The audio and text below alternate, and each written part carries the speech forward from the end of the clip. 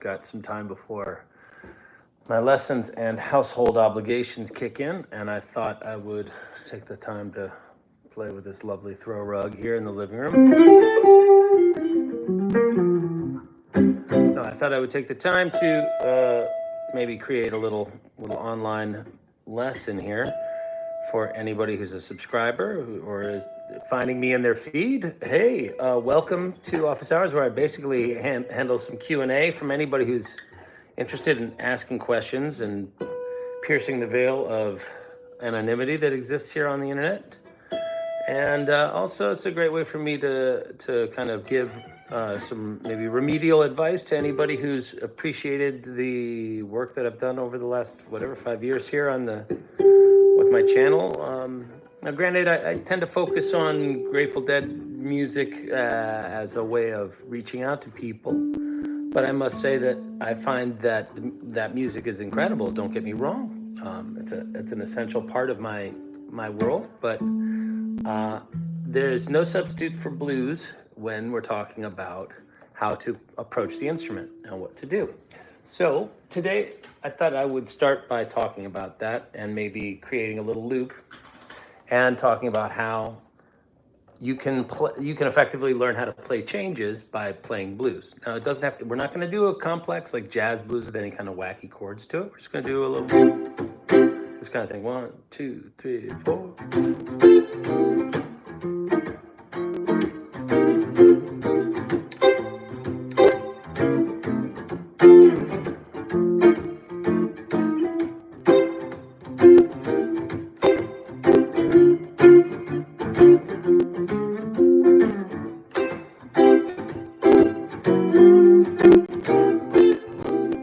Okay, so now we've got it like basically tore down, like kind of thing.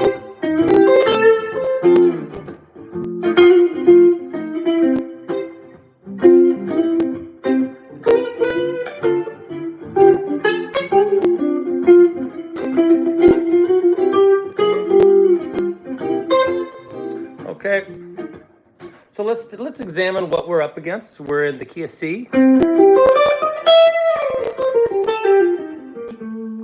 Playing to an F7, okay, which I'll often voice like that. That's the 5th, the 3rd, and the flat 7, so it's a rootless F7. That's the 4 chord. All right, and then you'll hear that sometimes like that, or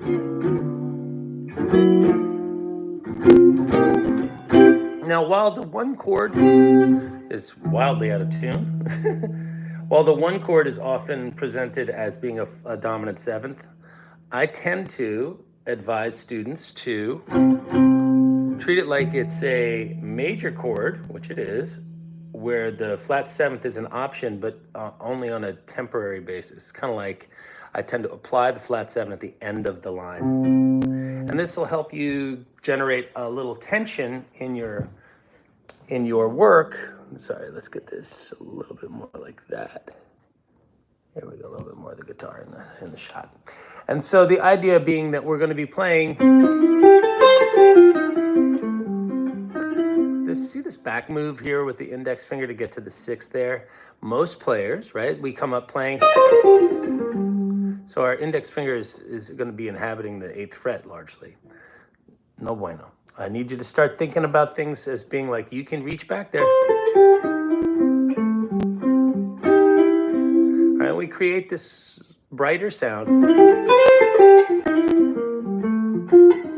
Whoop.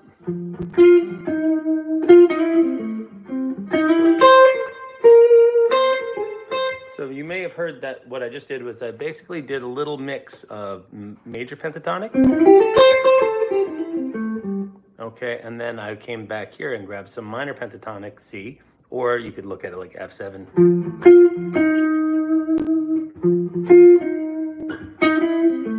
Now watch, now I'll go for that flat 7 over the C.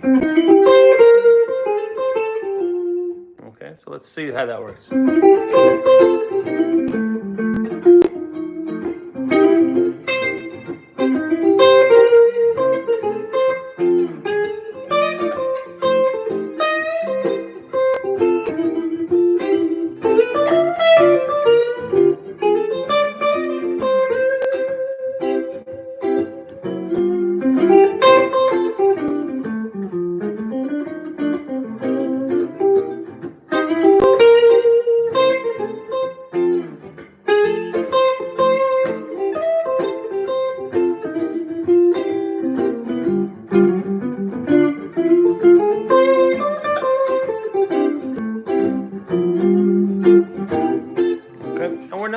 not really going very far. We're just kind of living in this little area. Hey, they let me out of the basement. Yeah, they did. Hi, I promoted myself. I'm now up on what we refer to as the parlor floor of the house, you say. Smithers, bring me my, I don't know, anisette.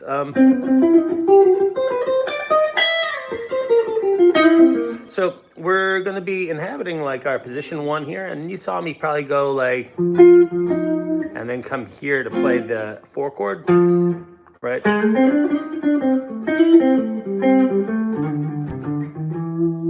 Hey, thank you very much, Eric. It's good to see you. Steiny!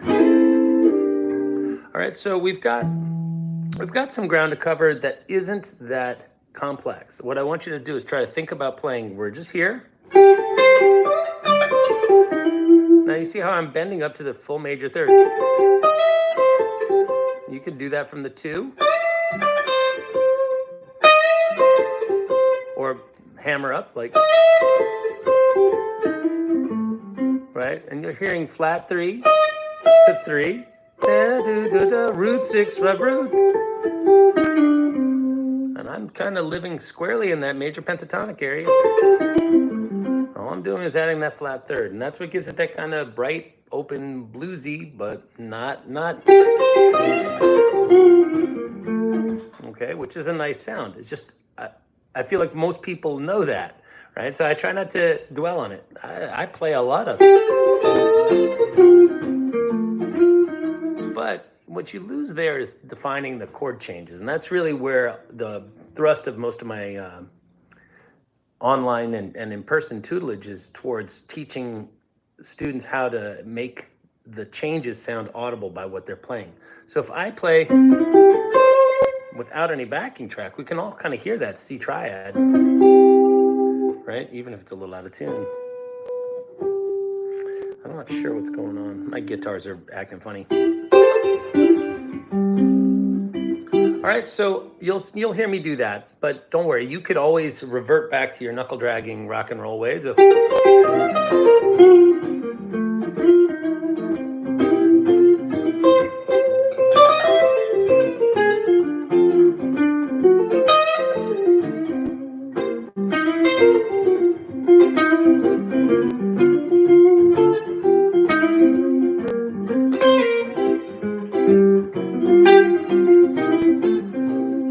So you're going to hear me doing a lot of that 6 though. Okay, that. I want you to learn that move, and I don't want you to do, one thing I don't want you to do is I don't want you to come out of chord fretting position, okay? I want you to try to think about staying in the power stance that you got here, because fighting the rest of the way, either going back into playing more rhythm or going and playing more leads from this playing position with where the pinky's on the root and we're kind of have this extra digit back here. No, not really good, all right? Not really good, not unless we're gearing up to go into the 5 chord here, and then we're headed towards this chord position. But generally, while I'm developing the 1 chord, I'm doing everything I can to stay kind of here, and I'd rather stretch here than weaken myself by playing the pinky on the root. Okay, keep the pinky in reserve, play the roots on your dominant sounding finger. This 3rd finger is really strong. So you'll see there's some pivoting, or, all right, I might bring that in for that, but very quickly I'll get off of the pinky. All right, so we're gonna develop just that simple sound. Now, if we want to add a little bit more sass, we get off that 2, okay, and we come here. Like, think about My Girl, right? 2, 3, 5, 6, 1, 1, 2, 3. Hear that and see how sweet that is? Now let's add a little bit of sharpness to it. Effectively the same idea, the same sound, right? I bet you I could probably mix it up and you'd just think, oh, that kind of just sounds like My Girl. But when you amortize that across the entirety of the neck, and every time you approach the major 3rd, you approach it from 1 fret below, you kind of get this incremental ingredient in there that you can't undervalue. It's the thing that makes it stop sounding sugary versus just a little bit of bitter before the sugar kicks in, okay? And that's what gives it that adult uptown kind of.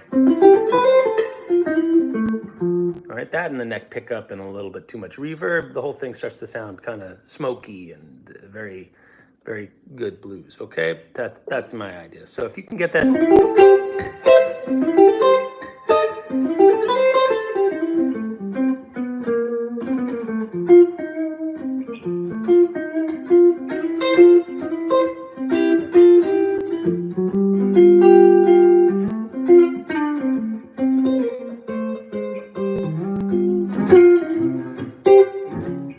Okay, that's what we're after here. And so how do we imply the 4 chord, right? The 4 chord is going to look an awful lot like we're playing out of minor pentatonic.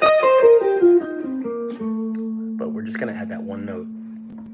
Okay, so you're going to hear me use that when we get up to the minor, to the 4 chord. Not the quick 4, not because we're going 1, 4, back to 1, 1, 7, 4.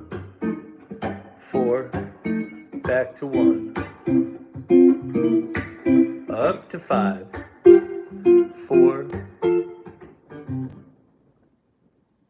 The camera clarity is good. That's just my phone. I'm in front of natural light, and so while I do appreciate the comment, it has nothing to do with my production tools or prowess.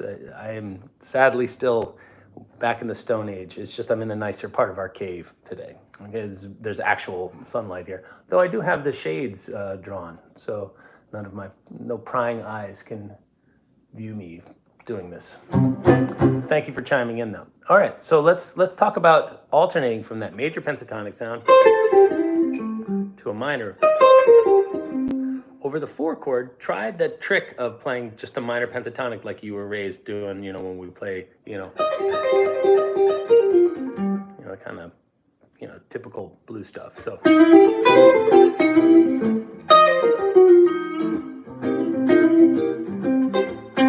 Here.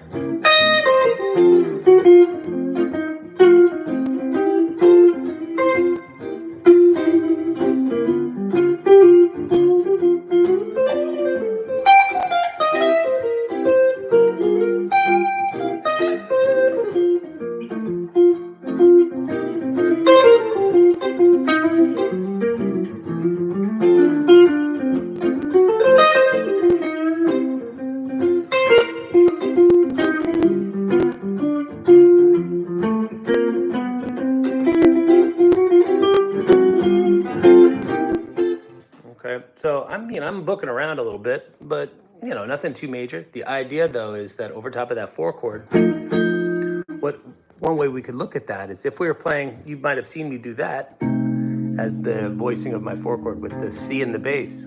Okay, and there's some insight to be gleaned from that. We now have a minor third. Let's keep things in the realm of C. That's saying C minor 6. That's a C minor 6 voicing. If I add this, right, that's very common voicing for a C minor 6 chord. So in a way, we're going from.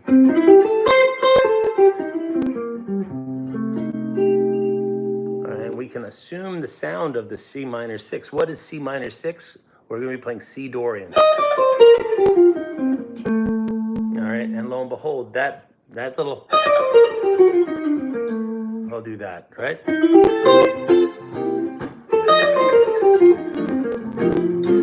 Okay, so you can hear over top of the 4 chord that the Dorian sounds quite nice.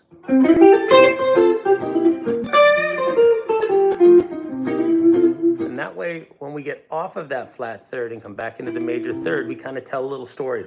We're starting it here, then we're going to here, then we're going back home, and we're going to there, going to there, and then back home.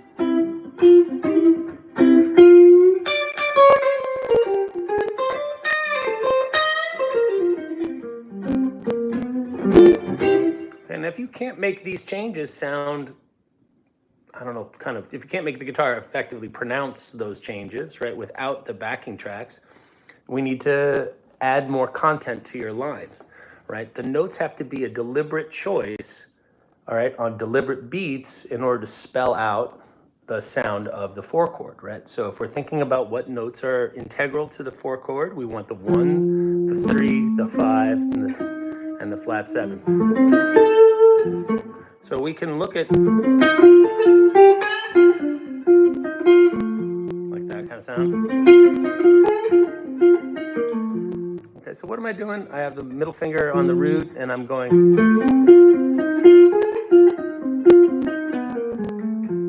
You'll see me now switching positions from playing this backdoor position where I'm going to more like up here where I'm playing more forward of the root rather than under it. Backdoor. Right down.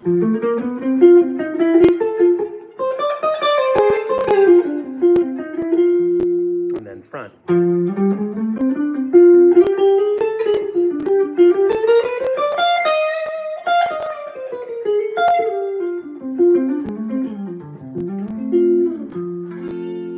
So we're going to want to learn on how to play out of, like, let's do the background, backwards, like C voicing here.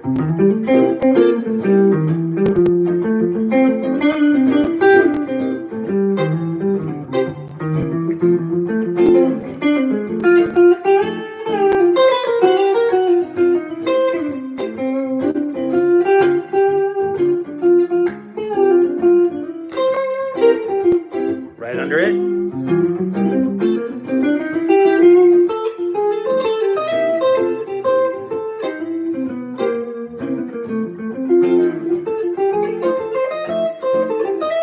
Oops.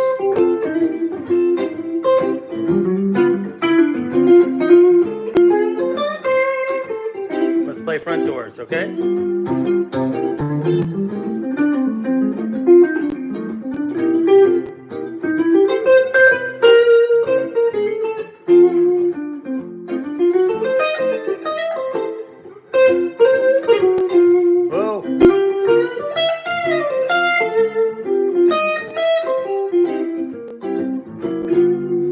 Okay, so the idea of understanding where the notes are under here, and under here, they all start to make more sense to me by limiting that, okay? Like if you say, I'm not going to play the whole guitar. Don't play the whole guitar when you practice. Practice in a certain range, okay? I've always kind of seen things as being in these little 4-fret stripes, okay? Maybe sometimes it's just 3 frets, right? So if we look at it from the C down to the A.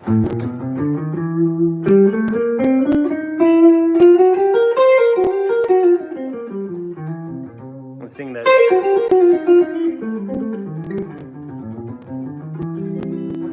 Kind of playing out of that G position, right? So.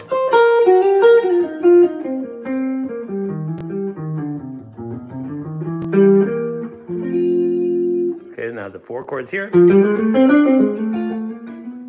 Whoa. Right.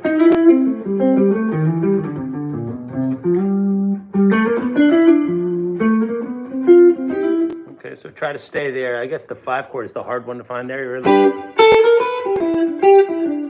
Right. So that would be the 5 chord.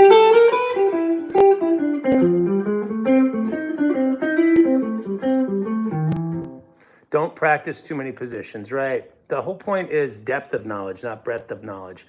You're better off saying, my brain must stay within this little, like cordoning yourself off, okay?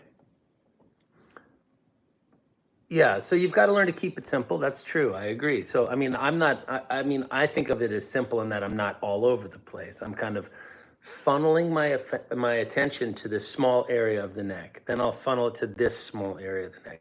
Then up here, right? And by kind of exhausting myself in those areas, think of it like a muscle group or an exercise. Like I'm going to do curls and you just blast out until your biceps like, please stop. Then you're going to go someplace else on your body to work it out, okay? So you can't, if you try to do everything, everything will just progress ever so slightly. That's not really going to be perceivable to you as a musician. What you really want to do is enrich your abilities in a specific area and then strip mine it. Like, don't leave anything unknown. You want to understand where everything is there. And I'm guilty of leaving blind spots in my past. All right. And we just found one. For example, I find that I know where the bodies are buried in my own playing. All right. And I'll share with you, like, I don't play out of the D chord shaped caged. That I play more cage than caged. All right, I love my C chord shapes. Right, that's a great thing. Right, I love the A chord shape. I love the G chord, and the E is fine. But the D chord, right? I brought that out right over the 5, right?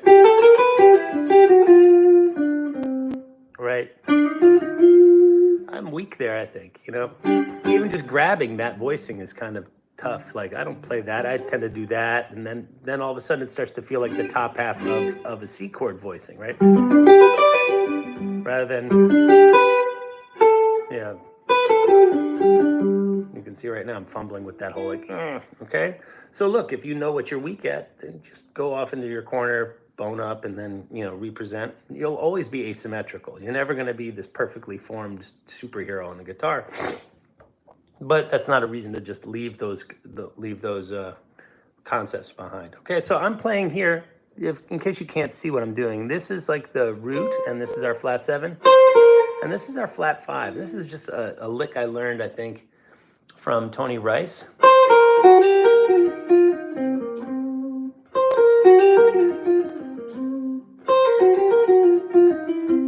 Like that. So whenever I see that, right, so that's going to be, if I go,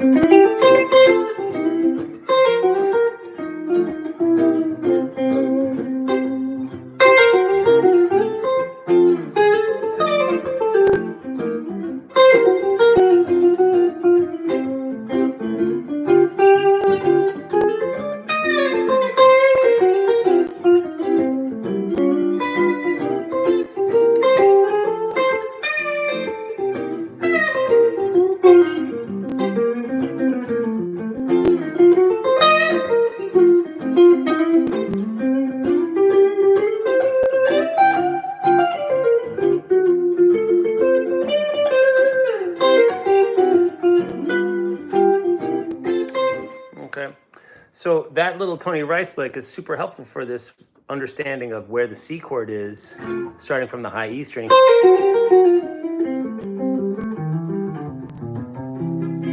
The Lester flat G run is really helpful for understanding where it is from the ascending.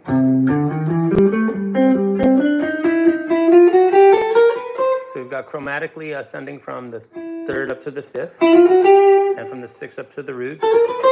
Now, granted, we want to use momentum. We can't just randomly choose. We can't go, that doesn't sound good. It sounds good going. All right, so that's really helpful at the top of our lines. If we did like,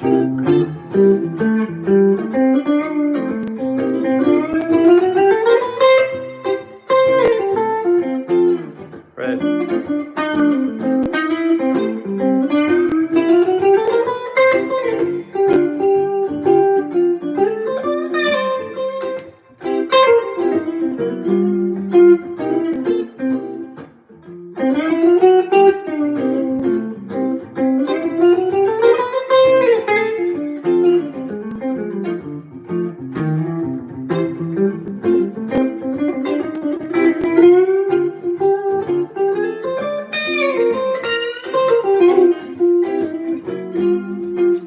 Okay, so understanding a couple of ideas from behind the root, very, very integral, okay, to understanding.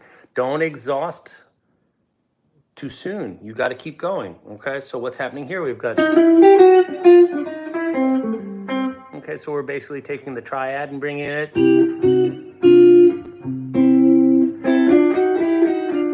right? So chromatically on the B string, just to, do I think about addressing each chord individually rather than playing in a certain key? Definitely. You want to think, well, blues is kind of an interesting thing. right? If you want to think about it like I'm playing in keys, well, then what key is C dominant 7? C dominant 7 is the 5 of G. So would I play G major over all this? No, I wouldn't play the modes of G major. Would I play the modes of C major? No. So because we've got 3 dominant 7 chords. We've got a C7, F7, back to 4, 7, right? And then we're going back 5 with its flat 7, back again, flat 7, right?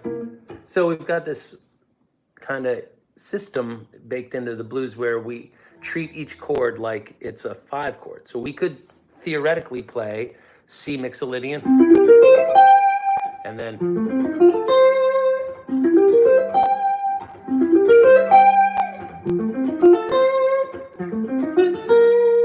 what? Right?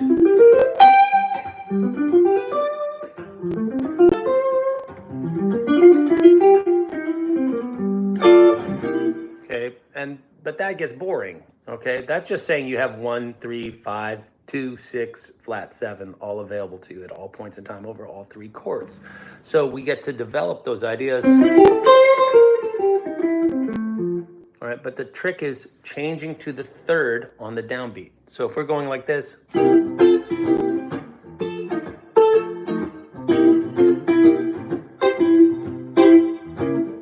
thirds, we're looking for thirds. Back to the E note, B, back to A over the F, and then back to the 3rd. Okay, if you can do that, and then go.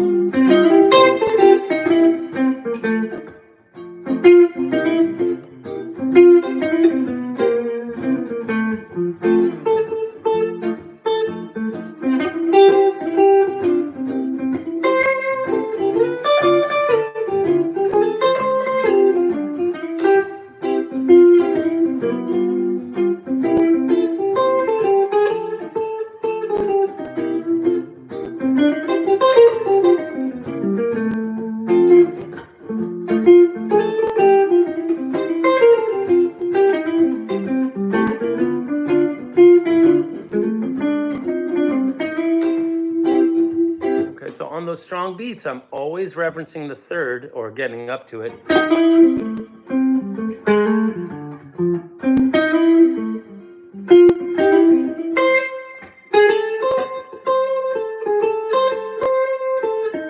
And you'll see I'm approaching it always from 1 under. I'm not really a big fan of, right? Maybe,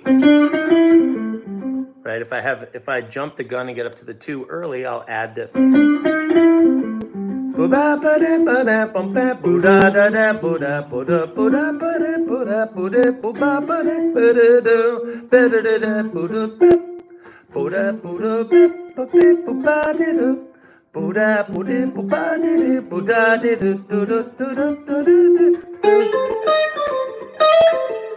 if you can sing those little lines, then you should have a fighting chance of taking some of your licks and learning them vocally, right? Let's say I don't sing, I can.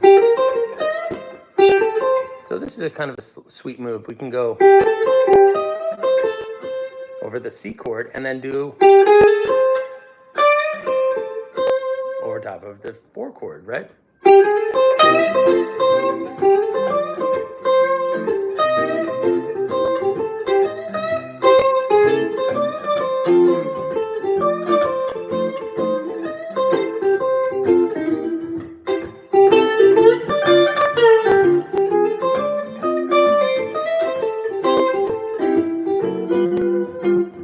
I'm basically living the whole time right here out of this G to A. Da da da da da da da da da da da da da da da da.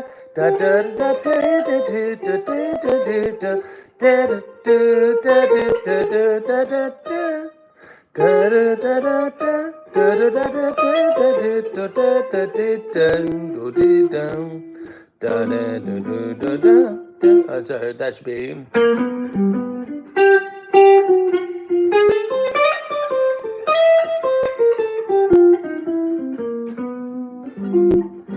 Okay, so we're trying to end on thirds or utilize the similar chord tones, and all we're doing is making the difference between this and, so if you see what's happening there, that says, to me, when I hear this, that says C major with a 6 in it, like this. But when I hear this, I'm hearing the 4 chord spelled out because of this relationship, this tritone between the flat 7 and the third of the F chord. Yeah, that is an F chord. Good. All right, so I hope that, I mean, it's this internal machinations, right? All of a sudden, this configuration of going.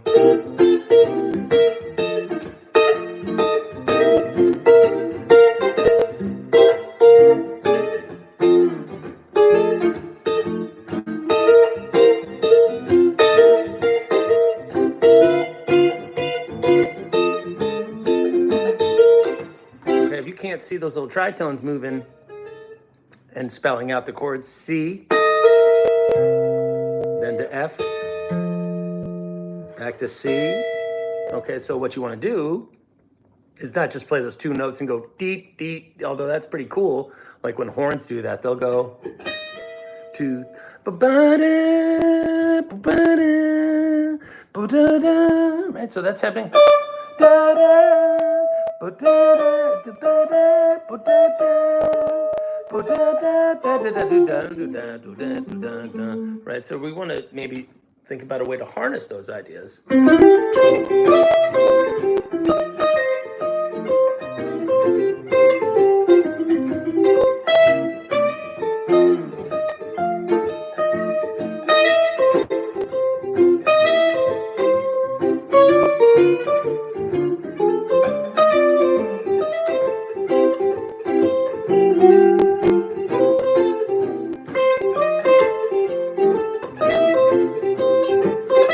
Back.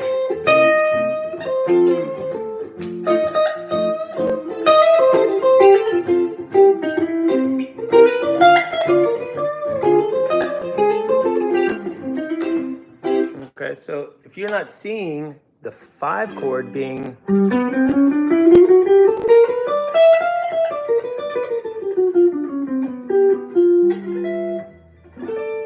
you need to start doing that, okay, for sure. So let's talk about how we're seeing the 5 chord spelled out from, like, we're playing that chord position, right? We see that all the time, and that's our 4.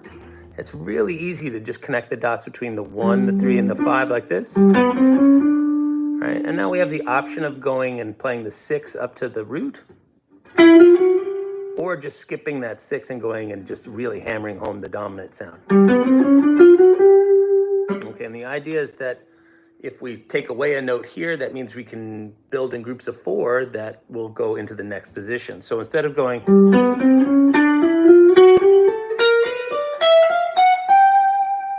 all right, and 1, 2, 3, 1, 2, 3, 1, 2, 3, 1, 2, 3, 1, 2, 3.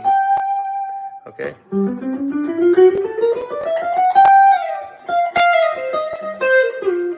I would never really run up purely in those using those pseudochromatics all the way, but I mean, it's good to see the pathway and realize what you're allowed to kind of get away with here. So over the 4 chord, we would have.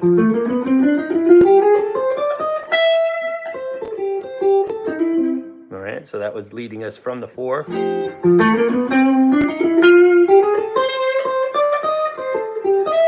Back into our C, right?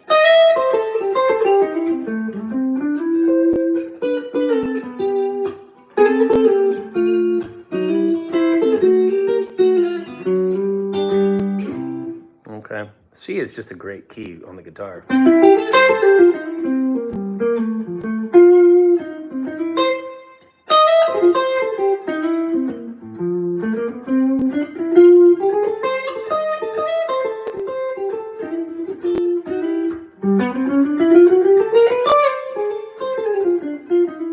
Okay, so I'm using that over the 5 chord. Back into the 4 chord, right?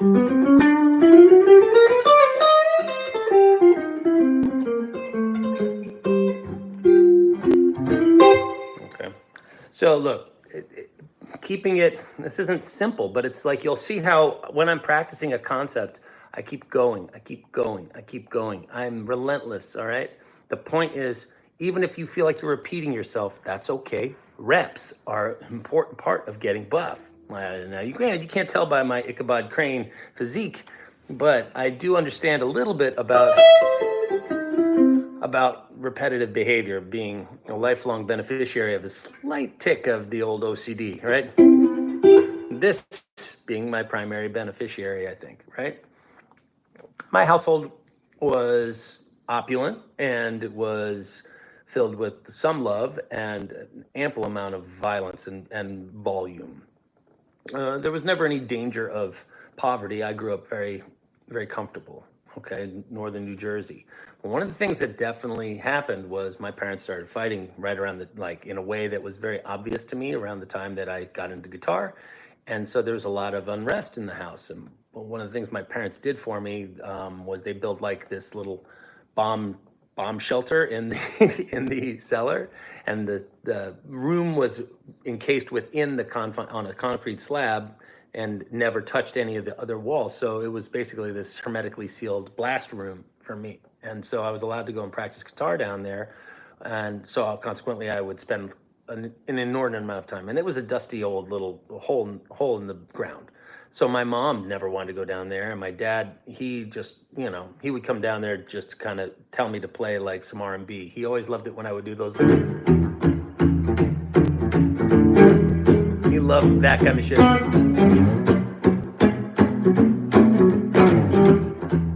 right, miss that guy. I love my dad.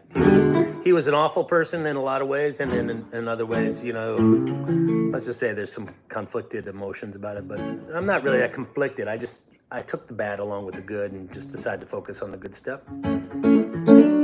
So look, I developed an intensity towards playing the guitar where I got into practice, and I started to appreciate feeling intelligent on the instrument. Yeah, kind of Jimmy Reed, but I think that's I don't know who did Memphis. He wanted me to learn. He knew how to play that boogie woogie ba bum bum bum bum ba bum bum ba bum, but he did not play it well on the piano. He would go chink chink chink chink chink chink chink chink chink, and so every Christmas we'd go over to my uncle's and aunt's house, and they had a piano there, and you could tell that my dad was bored if you heard Memphis coming from the other room. But anyway, back to the rock and roll sounds of blues and stuff like that. The idea is that we need to kind of limit our practice. If you want, how do you contact me? Just you can call me. I'm at 917-806-2601 if you're interested in, or text me. That's probably better. And give me, or you could write a little note and say contact me if you want to, right there in the comments section. Comments, not in the chat. Don't do it in the live chat because that disappears often. Or you can email me at jack_divine@hotmail.com. All right, so sorry, I 1 cup of coffee. I'm trying to wean myself off of the black gold. So, well, where was it? Oh, I'm talking about like what key am I thinking? I'm taking this more like a movable feast. Like I have a stockpile of licks that work over the C chord, all right, and then I have a stockpile of licks that then can be transferred to the F. So let's think of this loop as effectively being my kind of ode to Tore Up. Okay, so so how does Tore Up sound? If you're not familiar with it, right? It has that like kind of plinkier sound in the beginning.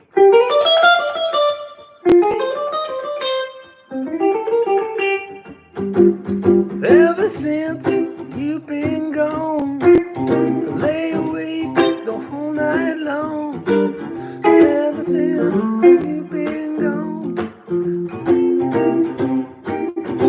right? So I tore up over you, and I just can't find my way.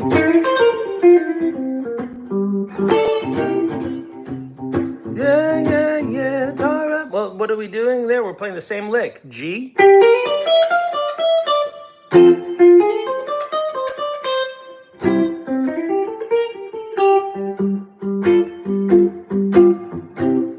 So that right there says that I could be playing this. Right?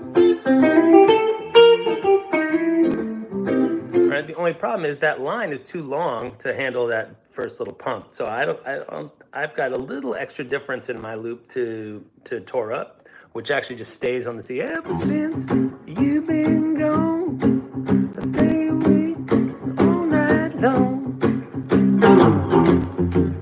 Right, this is going.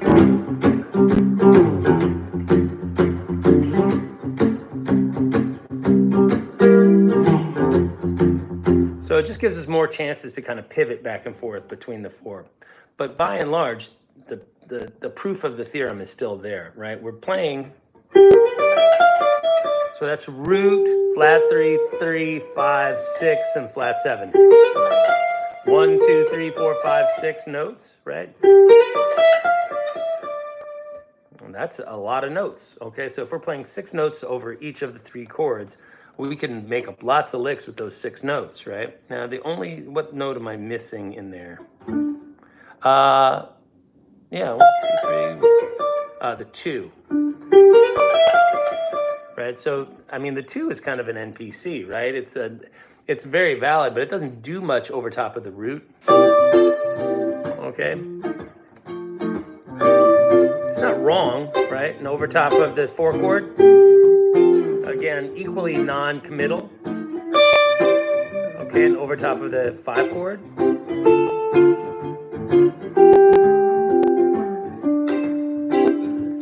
So it's not really a place that I would resolve, but it's definitely an ingredient that can be included to occupy a note while we're on our way to, right? I wouldn't go, I would never do that, and I wouldn't want to go, there's no movement there. We're going boom, boom. No, that's not bad, right? That sounds better than, right? We're never going to do a flat 2, but that sounds nice, right?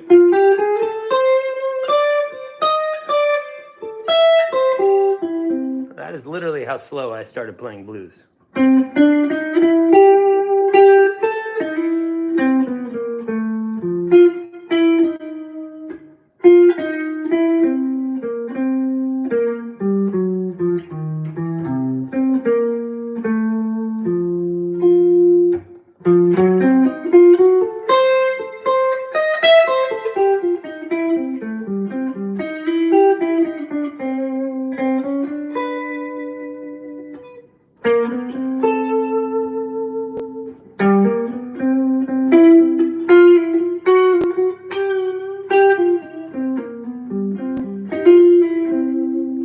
Okay, so you want to think about blues as being like this movable thing. Now that happens a lot within the Grateful Dead music that I like to play, but I omit the flat 7 from this. I think about it as being all parallel major pentatonic flat thirds to begin with, and then from there I go and assign the little modal extensions like your flat 7 or major 7 or sharp 4 or perfect 4. Those are the notes that are in question. So if we were to pivot off of playing a blues and look at playing over top of, say, the chorus section in the solo of They Love Each Other, where we're playing an F chord to a C chord to the G chord, right? And that whole tune is in the key of G. It sounds like it's in the key of G, right? Because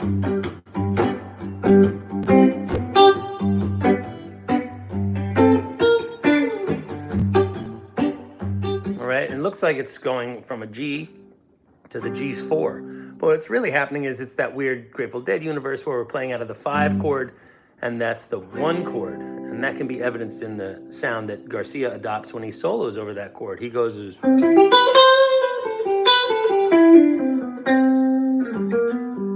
Right, so when he gets to that C chord, he's not going... It's a...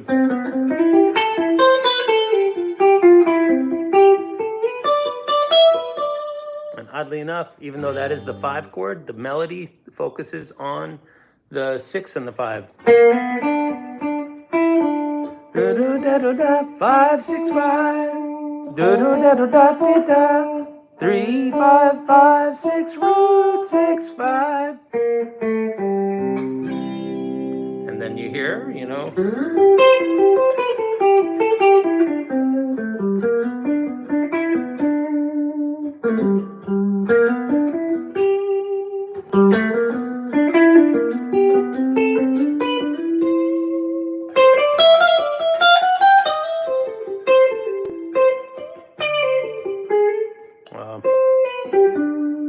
Now over the top of the chorus, we're going 4, 1, 5. So that would be in the key of C major. We're still playing the 4 chord, the 1 chord, and the 5, but the order and duration is kind of jumbled up in this weird kind of lysergic manner that gives the Grateful Dead's music that kind of elusive quality to most players, right? They look at it and they think like, you know, if you're looking at it like that, you're going to end up making some tragic moves. You're going to have that.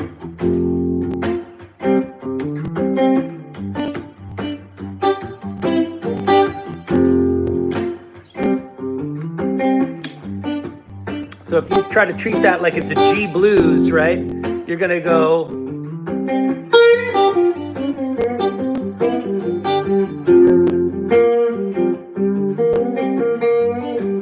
It just doesn't sound right with that B flat all over the place.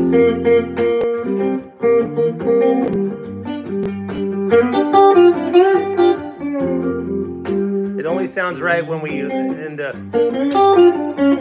It's missing time. Hang on a second. What's up? You keep it on mute? Yeah, sure. Hang on a second. Let's see what's going on. I can't really do that here. Oh, hang on.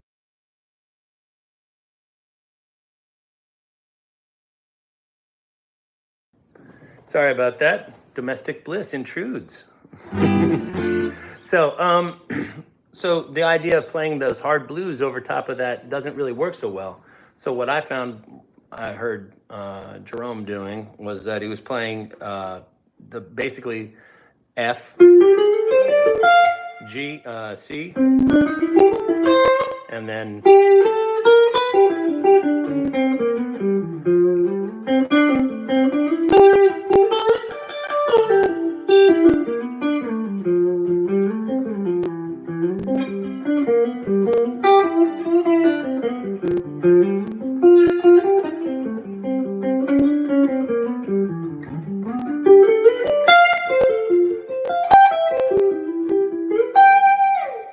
that's all I'm doing is playing the same portable idea of the major pentatonic flat 3 over all 3 chords. Now, granted, that's not to say that you can't have some spicy stuff happen, right? Or play melodies, right? You can mix it up, okay? I'm just showing it that it works, okay? So that's, you know, I don't play that ever. I'm not going to go back to back to back the same idea. All right, maybe you'll hear me do something like if I did. Oh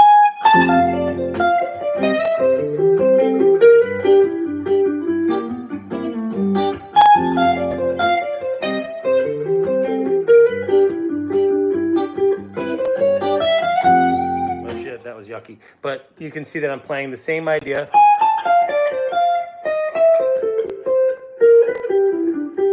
And that's ending on the F, F, C, G. Same idea, just brought into 3 different places, but rather than going, I played it all stacked on top of one another. All right, so the idea that I try to teach is this one of musical pluralism, is that we've got the singular idea, but we need to learn how to express it and conjugate it effectively all over the instrument. So you want to see that lick everywhere, right? You want to see that as, right? Or, right? It doesn't always appear with the pinky pushing. It can be the index finger hammering, okay? Or even slide it.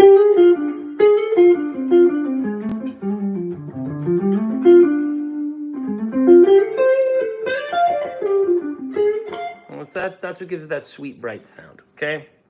So I'm utilizing that plus more notes usually, okay?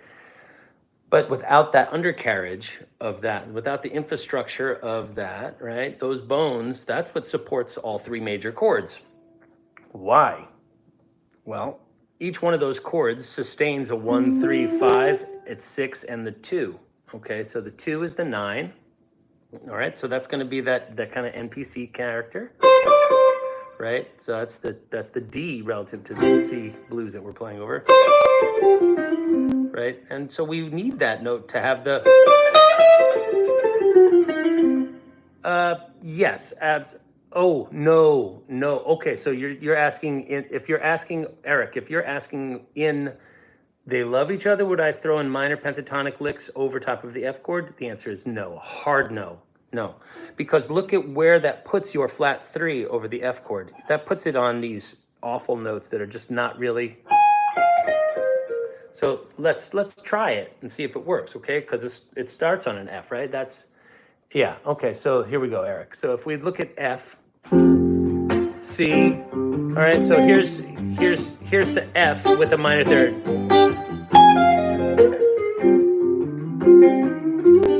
Right? We need to create this.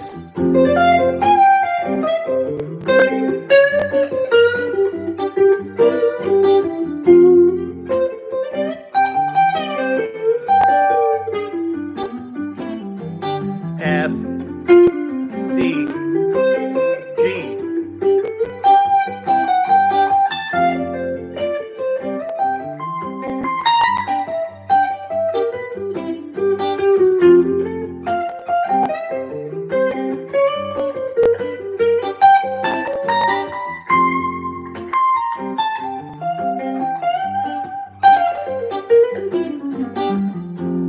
What I will say is that you can indulge yourself with a little G blues over top of the G chord. It's twice as long.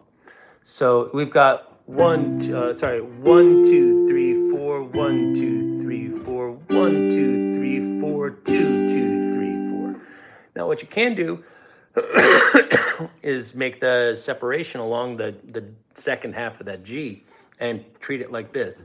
F major pentatonic flat 3, C major pentatonic flat 3, G major pentatonic flat 3, G blues. Kind of the same way we look at the long bar that has the long E in Althea, where the first half of it we treat like a Mixolydian chord, and the second half we treat like it's a blues voicing. All right, and what that does is create this kind of sound.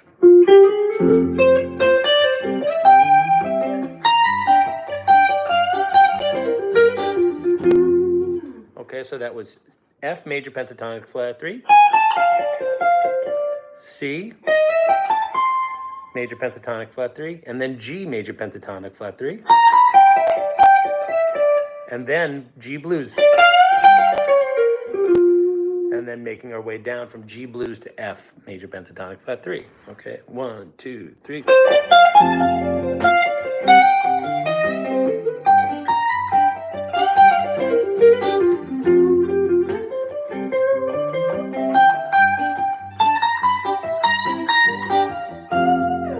It gives you an opportunity to add some sass. Whether or not you want to take advantage of it, that's where it's applicable, in my opinion. I don't really care to hit that G with that bluesy sauce on the downbeat of the G's change. That sounds like this.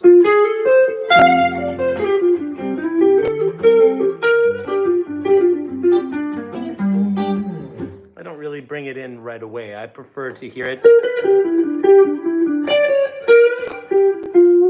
You know, again, like blues is like very, very specific, and at the same time, the lessons that we learn while playing it are eminently, just like amazingly transferable. Like they just go it goes all throughout your playing, the bending, the vibrato, the attack, the timing, the swing elements that are all embodied in that style, right? They transfer beautifully into, you know, rock. So, or whatever you want to call the Grateful Dead's music. It's a freak show, isn't it? So look, that's the way I look at this stuff. It's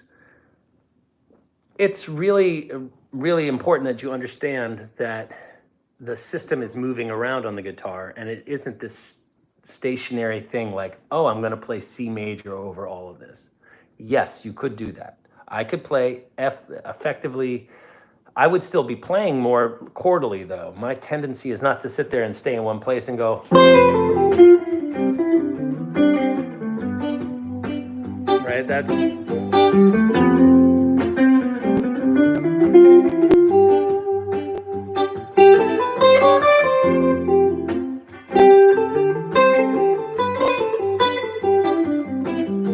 already broken away from playing just up and down the C scale. Why? I would say the idea of playing the C scale just kind of flat-footed there, it puts you at a real loss, in a losing position over and over and over again. Think about it like this. Over the F chord, we're targeting 3 notes, 1, 3, and 5. Now those are contained inside of the C major scale, but there's 7 notes in there. So on the fly, we need to keep track of where those 3 notes are relative to the stationary position of the C major device. And there are 4 losers and 3 winners contained in that scale. And then that shifts again, all right, 1, 2, 3, 4, shift to another 3 notes that are target notes. Again, trying to find them all in the same little area, okay, with another 4 losers waiting to outnumber us, right? There's 4 to 3, 2 times in a row. And then again, shifting to now a 4-note chord, right? Or maybe a 3-note chord again, 4 to 3 losers. So what's much better to me is opting for the fungible, movable feast idea of saying, take a lick that contains the 1, the 3, the 5, the 2, and the 6, all right? And playing those over, let's say you had 100 of them. You don't need to repeat yourself. You could play 33 over the F and 33 over the C and 33 over the G and have 1 left over for breakfast the next day. All right, and the idea is that all 3 of those chords sustain those things, and all those licks are going to be taught to you or by me, whatever, by whomever is teaching, right? That we've got the 1, the 3, and the 5 here, so we know where the chord tones are. All right, and they all start to form this gravity around the downbeats, okay? And this is something that I cannot talk about enough, is downbeats and downstrokes need to be aligned, okay? You don't want to find yourself playing an abundant number of upstrokes on downbeats. It sounds weird, all right? So for example, if we take a look at just the most bog standard initial, like opening salvo of my strategy towards this stuff, and it's not just my strategy, it just seems like this is how it's done. Okay, I wouldn't make it proprietary to me. Okay, if we go like this, down, down, down, down, up, down, up, down, up, down. Students immediately red flag me and go, wait a minute, you went down, down, up, down, up, down, up, down. And I say, hell yeah, I did. And they'll go, well, why? And I'll say, well, that down, down is actually, I'm playing the rest that exists. This is down, up, down, up, down, up, down, up, down, up, down, up, down, up, down, up, down. That second note is actually, would be written as a rest. It would be written as don't play anything or sustain this longer, right? This is quarter note and then these are all 8 notes, right? Or something like that. I'm not even that musically literate, but you can see that my hand has time to go down, up, down, up, down, up, down, up, down. And so reverse engineering that downbeat on the root note, that strong beat, strong note, backwards, is we need, if that's a down, then that needs to be an up, that needs to be a down, that needs to be an up, that needs to be an up, down, so down, up, down, up, down, up, down, up, down. Now, when we do a hammer on, the same pick proxy is what I call this, okay? So in lieu of the picked note, we are going to create the pick stroke with our left hand. So if I'm going, well, this is a slide, but effectively it's just a hammer on, right? So down, down, up, slide, up, down, okay? So not only is there, baked into this little Lester Flat G run, there's 2 examples, and I highlight these to students. I don't just leave this a mystery and expose it to you guys. Right, if I'm doing that lick, slide, up, down, right? So we have this, like, play the rest idea as an upstroke, down, up, down, up, down, up, down, up, down. And by laying it out like that, students start to see, oh, the idea is mainly that there's like a grid with a down, up, down, up, down, up, and the first beat is a down, and so each one of those has an intended, all right, and pre-felt direction to that pick stroke. Okay, you can really work your way backwards through the equation and realize there's no way to do it and stay committed to that orthodoxy other than this, okay? And if so, what would happen is if we played down, down, up, down, up, down, up, down, up, now we get the weak stroke on the strong beat, and it sounds like we're putting the wrong emphasis on the wrong syllable, and all of a sudden you're taking English and turning it into gibberish, okay? And that's really what's happening across the board, is that my right hand discipline is very, very dedicated to that concept. Now, yes, there are times where I break that rule, but first you have to learn that rule before you break it. And you need to learn it at an intuitive, like cellular level, so that the point when you realize, oh, I need to actually break the rule, it feels a little hinky and it feels a little off to you. And once that's happening, then you know you're on the right track, because that means you're having to kind of defy your own discipline to create new pathways forward, right? But generally speaking, you want this to be like embedded in your soul to the point I'm not thinking about what my right hand's doing, and I tend not to think too much about what my left hand's doing. I tend to just think about, like, I'm playing over the F chord to a C chord to the G chord and then the G chord and then back to F.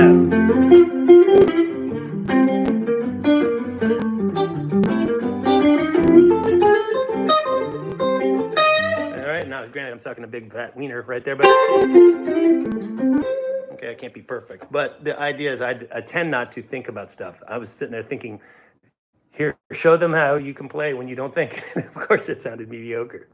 Okay, so the idea being F, C, G, F, C,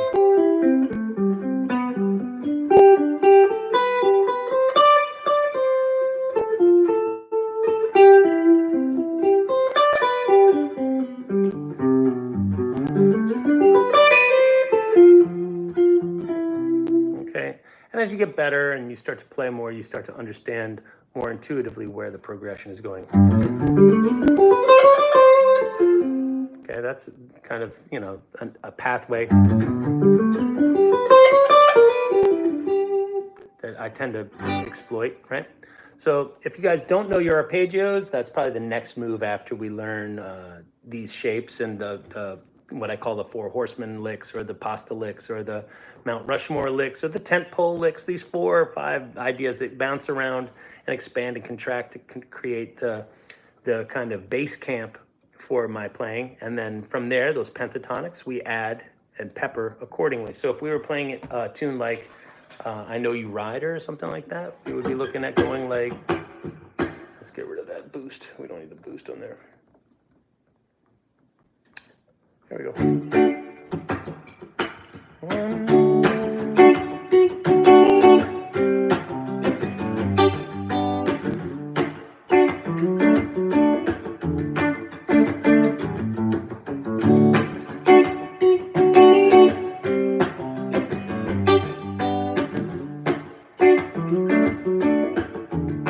Okay, so let's say we're going to attack I Know You Rider. And we can all see this as being the 5 chord to the 4 chord to the 1 chord in the key of G. So in theory, we should be able to just play G major over on top of all 3 of them, right?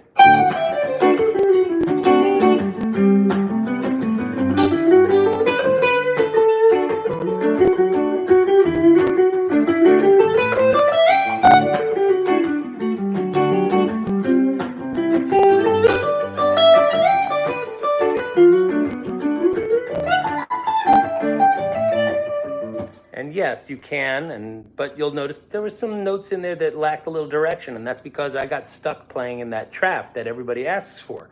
Well, could I just play G major over all 3 of them? Yes. And I think I'm pretty good at guitar. I wouldn't just come out here and blurb out all this shit if I didn't think I would actually know what I was talking about. And I'm telling you that even somebody that's tried, I'm trying hard to make that work. Just playing the G major scale and just thinking in my mind, G major. The thought bubble over my head there was just play G major ideas.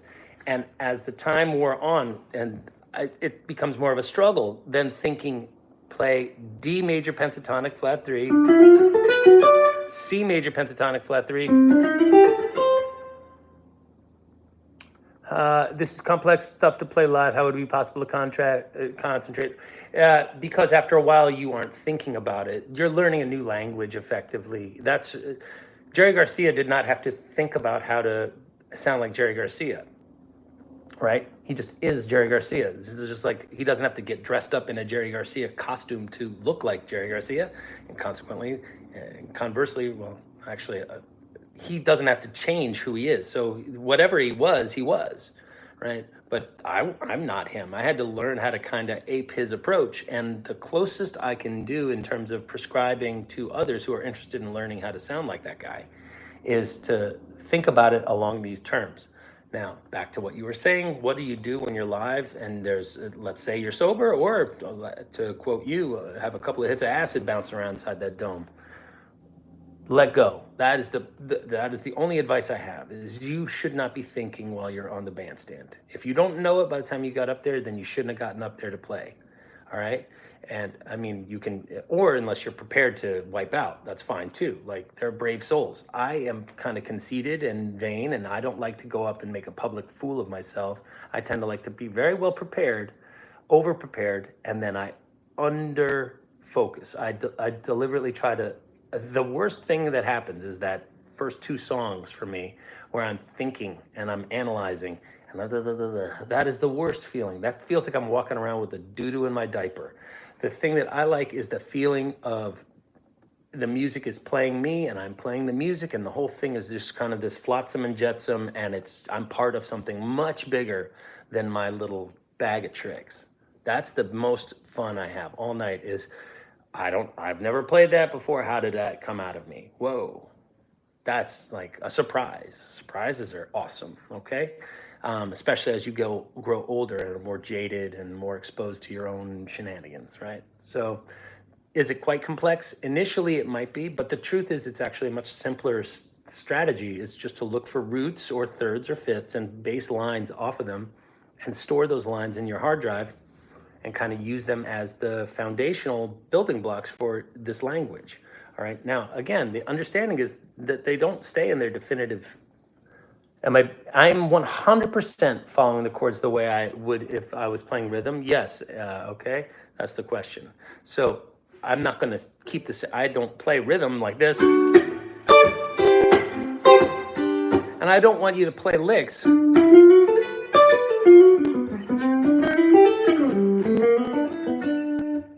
You want to look for the licks here and back. You want to be able to, right? So I'm playing out of the G position here.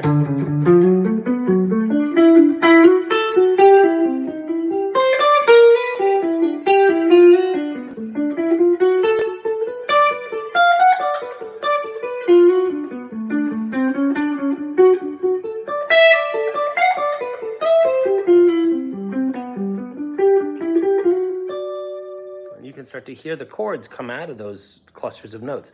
And I'm playing them very 1 and 2 and 3 and 4 and 1. If I bring in more rhythm,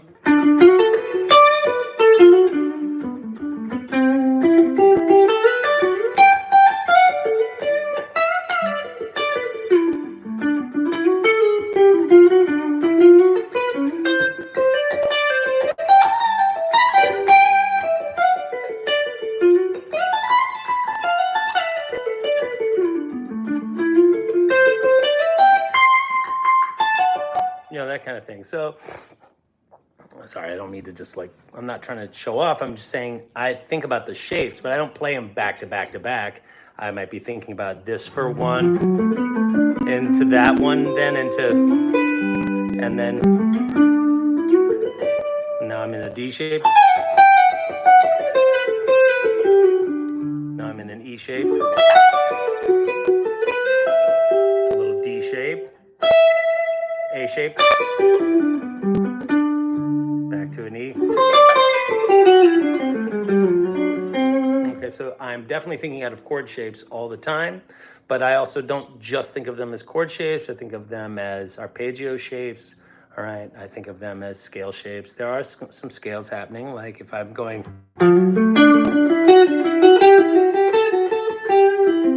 right?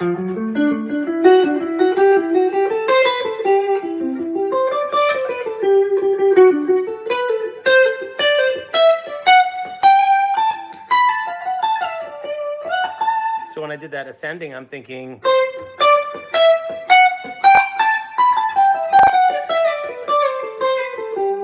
right? That's all G major notes, but I'm thinking about it framed against the D7 sound and the C sound, okay? So, you know, if you're thinking about it like, right, that's a good starting point. Those are the triads connected by a flat third.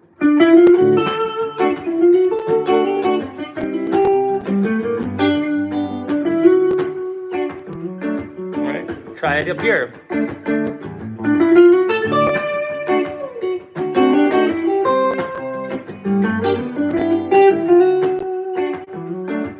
Okay, now it sounds pretty rudimentary at this point, but if we start maybe blending in a little, and then,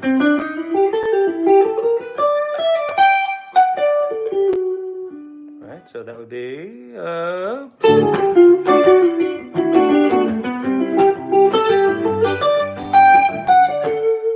take a breath.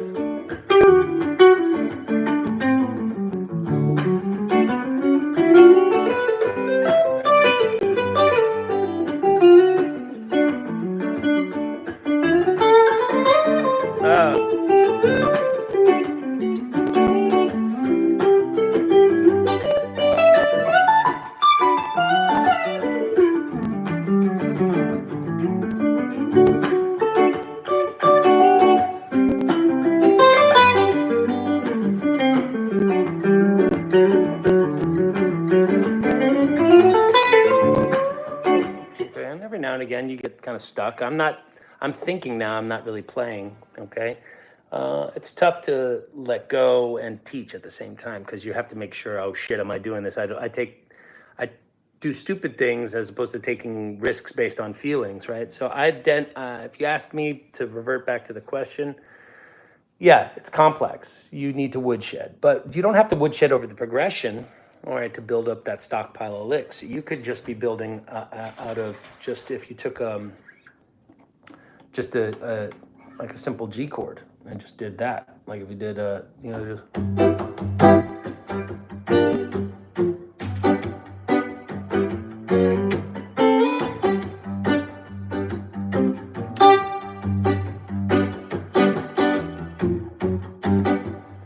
Okay, now we've got this little G major with a 6, right? So we can start to experiment in there.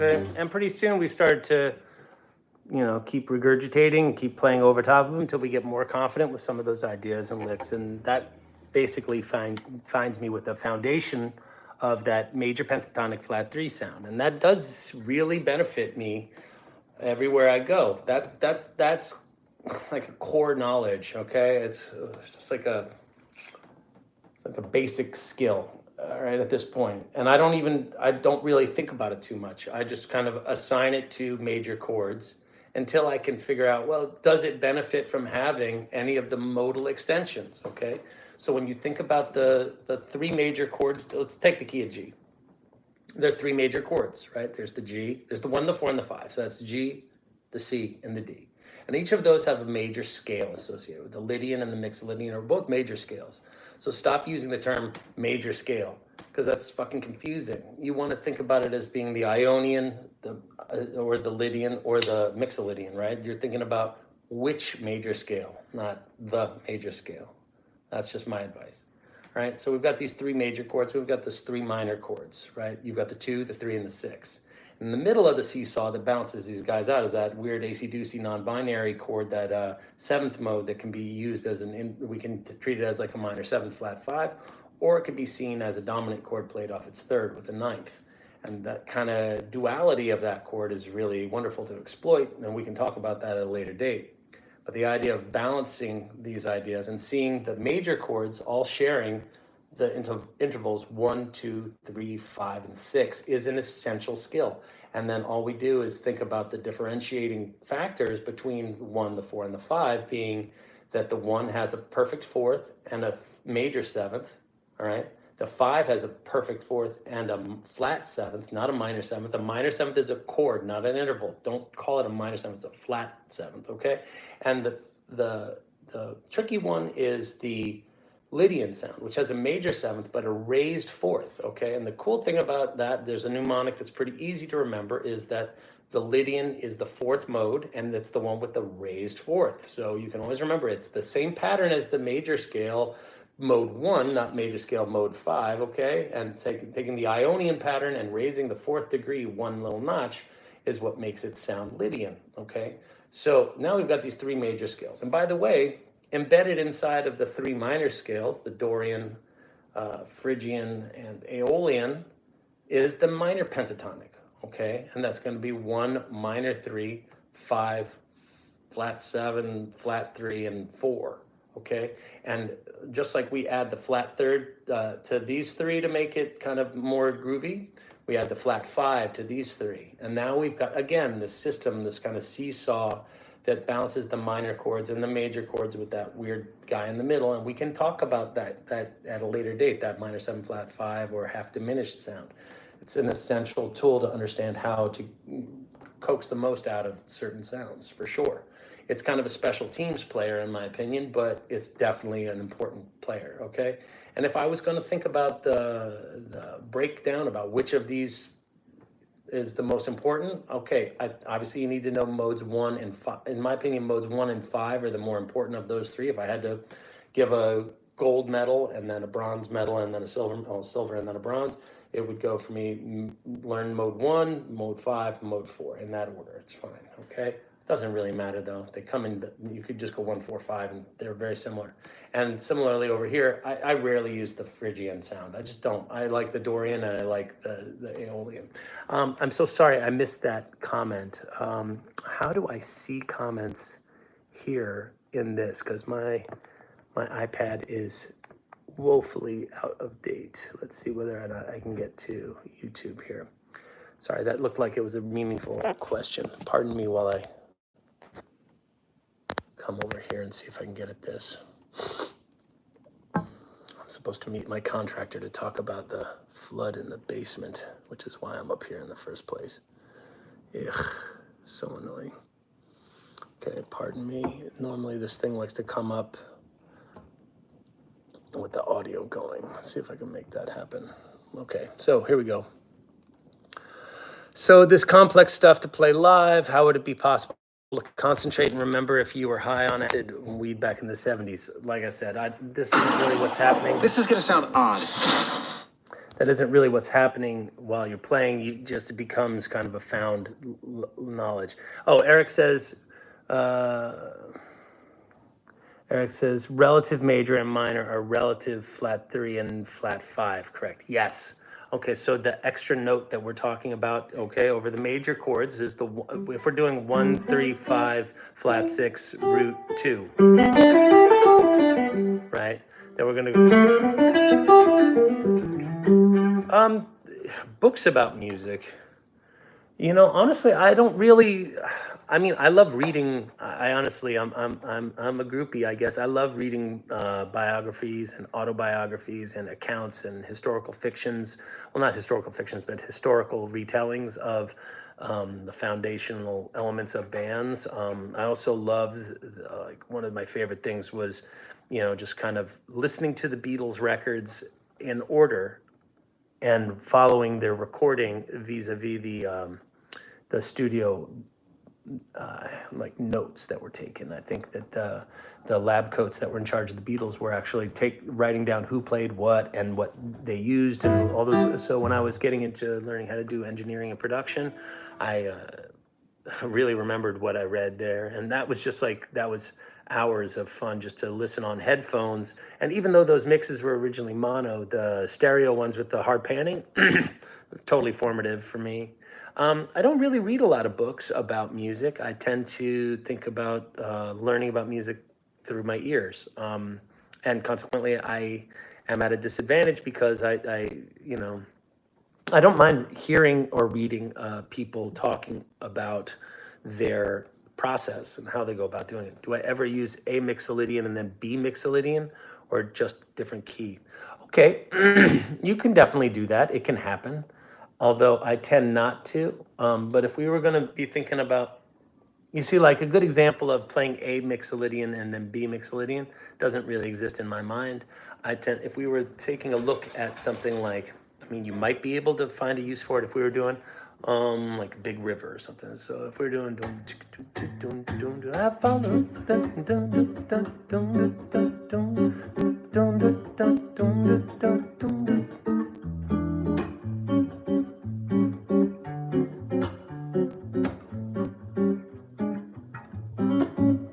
was a terrible loop. 1, 2, 1, 2, 3, 4.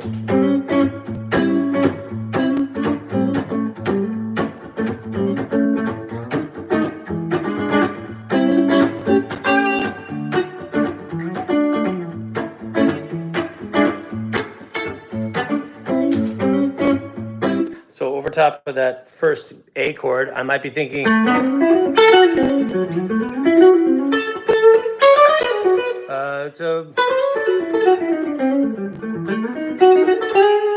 right, so I might be thinking about going A major, pentatonic flat 3, or maybe even blues.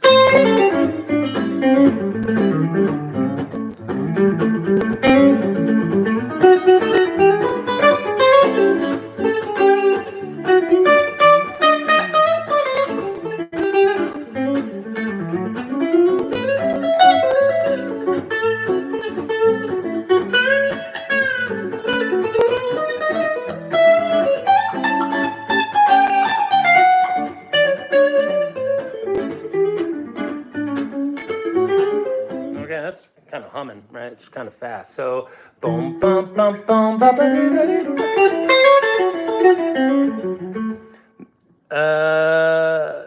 no, I don't think that. Okay, so it's saying, so you could say that mentally lead guitar is not a separate thing from what I'm doing rhythm. Absolutely, absolutely. You understand completely what I'm doing. All right.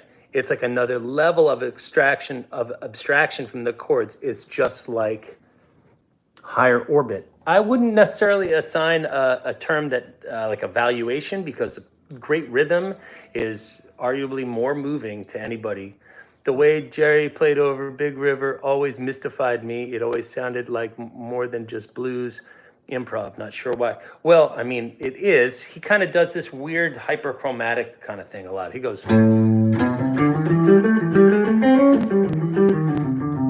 So what are you playing? He's playing like 1, 2, 3. 1, 2, flat 3, 3, 4, chromatic 4, 5. So.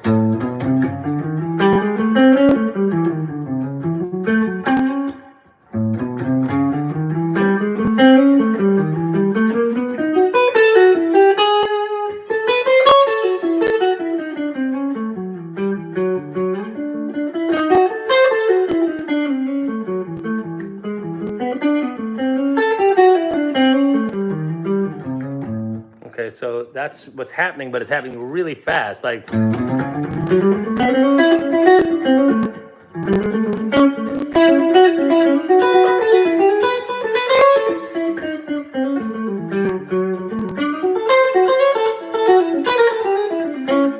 Okay, so it's really humming through a lot of those chord changes.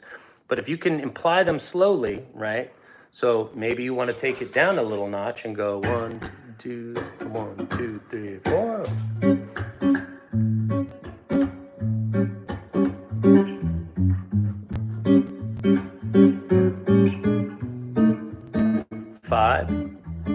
back to 1, 4, 5, back to 1. Okay, so if we started out playing there, 1, 2, 3, 4.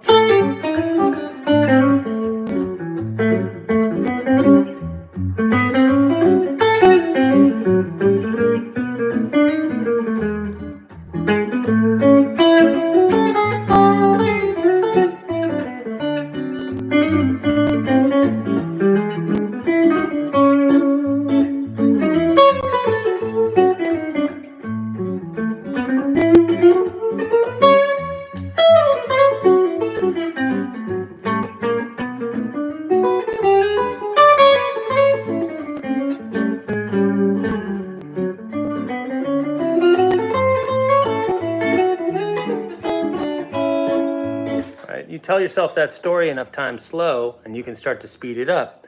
Now, I'm not suggesting that when I play Big River and it's all coked up and like, it's not flawless at all. It's like a fucking barn burner, right? So you do have to, I'll definitely fall back on not similar, but like the contour to my solos, often repeatable. All right, it's not necessarily the same with the content, but like I have ideas, and so a lot of those ideas will be crystallized in private, in the woodshed, and then I'll just hope that effectively, like if I was being trained to go to a debate, that I would have certain talking points that I would be able to elaborate upon in an organic way, right? Not like I am reading a thing off of a note card and like you can't be like that. No, it has to be internalized so that you can spew it out in some mongrel fashion that's like all fucked up, right? So it's kind of a mixed up in the moment interpretation of what you were planning to do. I had a plan, but then I got punched in the face, and then I have to fight with my skills, and so that's really where it's at for me on a tune like Big River, because the tempo is so daunting. All right, it's a relentless, that when you get into those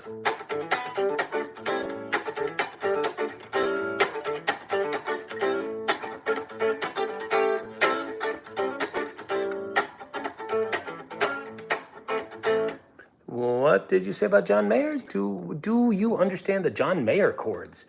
Well, I've never really thought of John Mayer as having the chords, like he has his own chords. But yeah, I mean, most of his writing isn't a mystery to me. That's not to say that I don't recognize the immense amount of craft and artistry that the man has. He's an incredible musician. I don't have an unkind word for John Mayer because of I've always thought he was a badass. B, I think he rejuvenated an entire genre of music in a way that if we had gone to one of the predictable guys, like if one of the guys who'd been in Further or something like that had sat in with the band, like the curveball of John Mayer and honestly his studentship of the music, right? It really gave that band a whole run. I mean, they've been playing together now for a long time, and it's really cool. I mean, very impressive musician. Do I think he is kind of grown past a lot of the actual core members of the band's abilities? Absolutely. And I wish that Bob would hand over the mantle of the band, to be honest, and retire. I love Bob Weir. I absolutely love Bob Weir, but I don't really like it when he sings anymore. And I don't really care too much for his playing guitar tone. I think he's got great ideas, but if his physiology is to the point where in order to hear himself, he has to sound bad, that's a difficult thing for me to say about one of my heroes. But that's what I think, all right? And my hope for the band is that they will progress in some way, shape, or form. Okay, pardon me, I have to plug in my iPad, which is kind of propping up my phone. I hope that they'll continue to play, but we'll have more high caliber, if the roster was a little different. Like I would love it if Bob Weir, if put it this way, John Mayer should be singing China Cat not Bob Weir. And Bob Weir should be playing.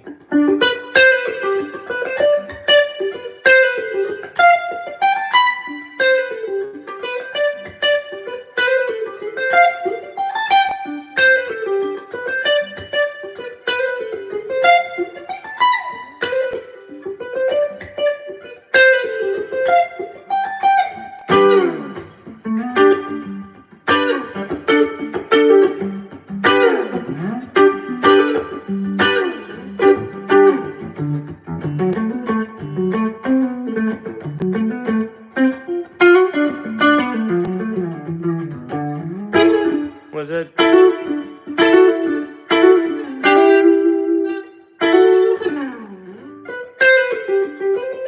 mean, he should be doing those parts. That's beautiful, all right? And it shouldn't sound like this. It should sound like, okay? Like it shouldn't be that. That's just me being a dick, I guess, about one of my heroes. Can I show you 1-4-5 blues and what are the target notes just on the turnaround? Yeah, sorry about the Ice Pick City. So, I mean, my guitar literally can't be made that bright. I don't know how he actually finds that much treble content. But that's just me being a jerk. Now let's talk about, yeah, so the 1, 4, and 5 blues, you're gonna want to, okay, that's a, I thought that was my contractor opening the gate. So if we're back in our home key of C, which is where we started, you're gonna wanna target your 1, 3, 5. So start playing bass lines.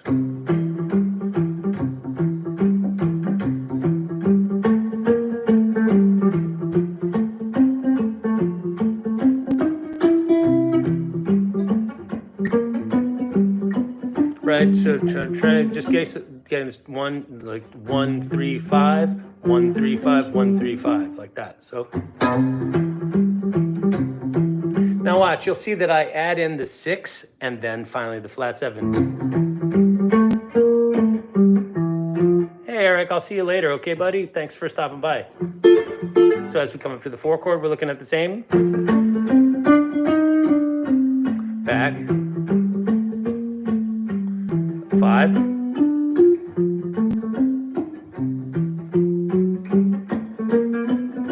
right, and what did I do?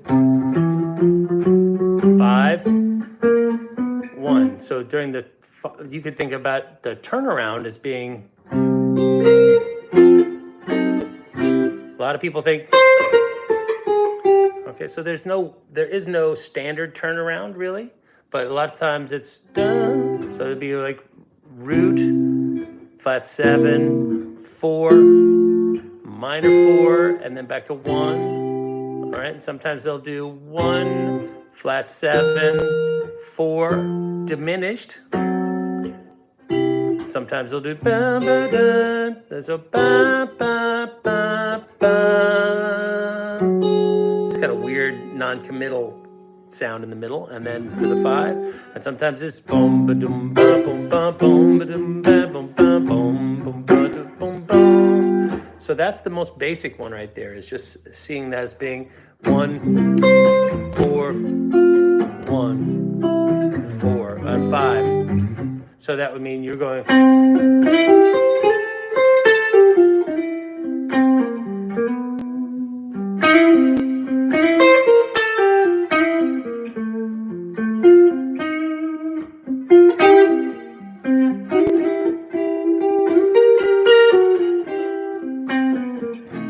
Into the 4 chord.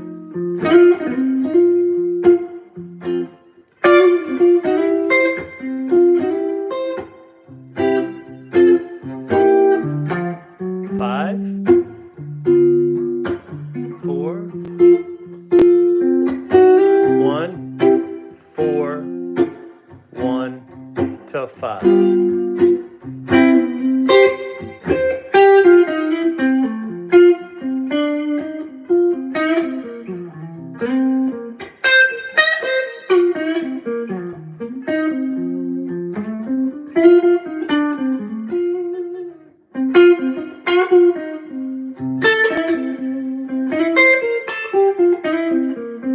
Up to 5.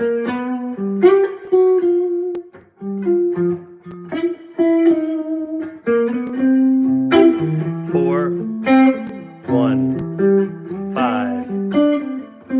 Okay. Or what is that? What is that? Contrary motion turnarounds. You've got, which I hate. I don't like that. You can do the chromatic one. Sorry, the diminished one.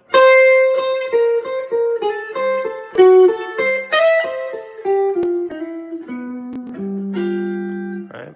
So there's lots of ways of approaching turnarounds. So that was directed to world news. Okay. So in a 1-4-5, you know, well, any turnaround. I mean, another famous turnaround is just like a 1, 6, 2, 5. That's big. So guitar for everyone says on a blues, when the 1 or 4 or 5 chords are 7th chord, is that when you go back to playing the traditional blues scale? Again, over top of blues, I mean, I tend not to really think about playing the blues scale. Okay. I might have a few licks that are born from that. Like, let's look at that.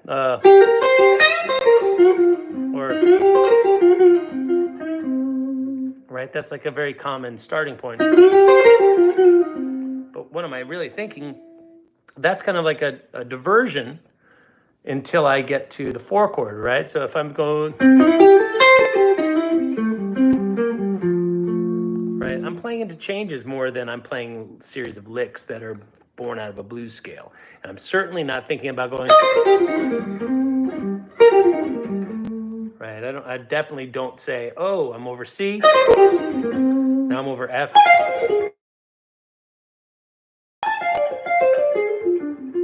Right? The flat third of the 4 chord doesn't really sound good to me. All right. So when you hear that, let's say we're in C, the F, this note, see how it clashes pretty harshly? That's why when we come to the 4 chord an awful lot, we'll find ourselves playing either,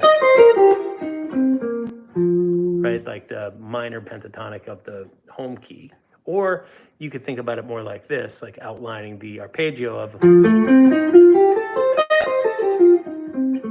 So that's a 1, 3, 5, flat 7, 1, 2, 3, 5, flat 7.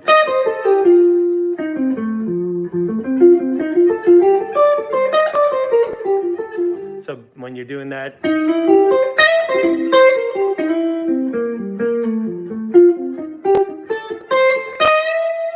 right, I kind of came up through the chord.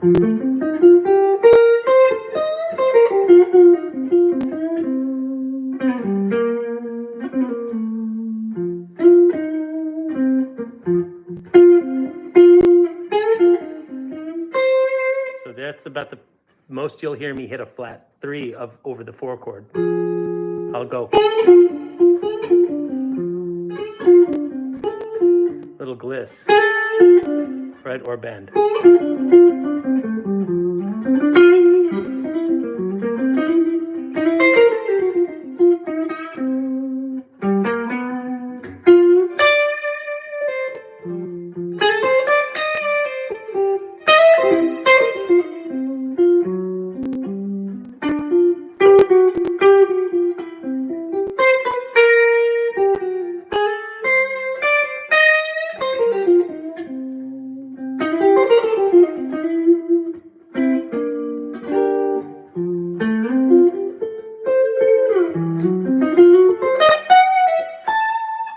Right?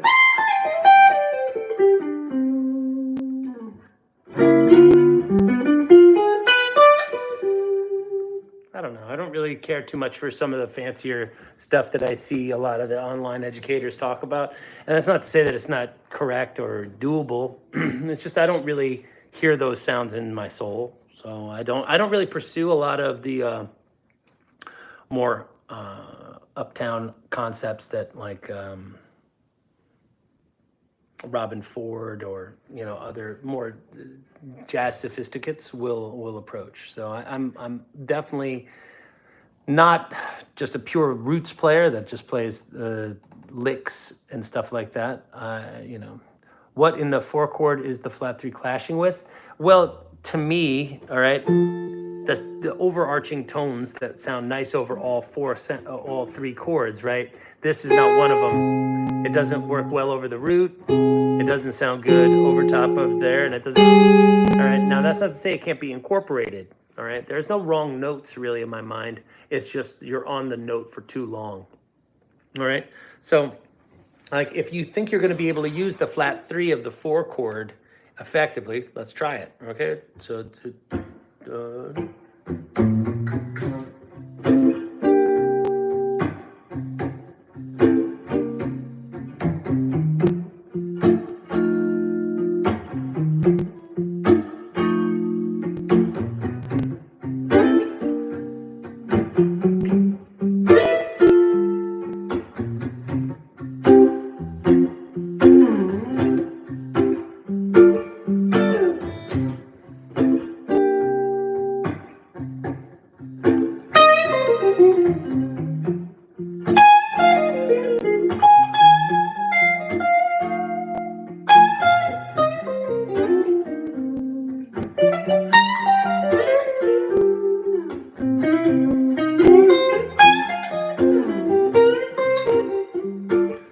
yeah, it can work, but again, you can't really like lean on it. You can go.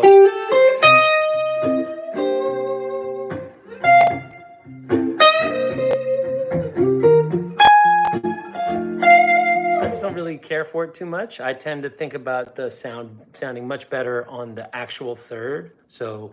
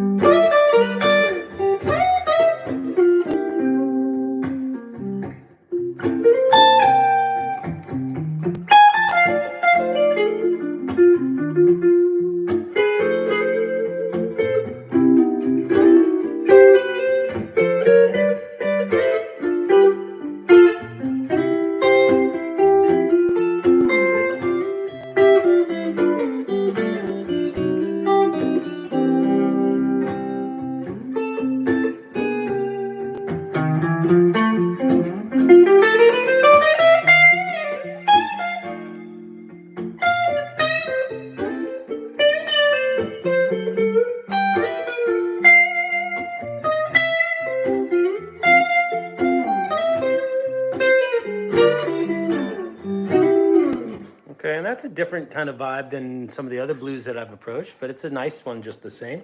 Might sound nice with a little overdrive and less clean. Maybe something like that. I don't know. Tough to say. You know, this rig, you know, I'm kind of fixed there. Okay, so look, blues can't be overvalued. It's impossible. It makes all the difference in the world. So I suggest that everybody take a good long look at that. And, you know, if you're interested in furthering your knowledge of it, I'm happy to talk about it with you privately, or you can wait for another one of these office hours things to kick in, and we'll take it from there. All right. So with all the positivity I can muster, boom, go practice your guitar. And if you want to reach out to me, great. You can always text me at 917-806-2601 or email me at jack_divine@hotmail.com.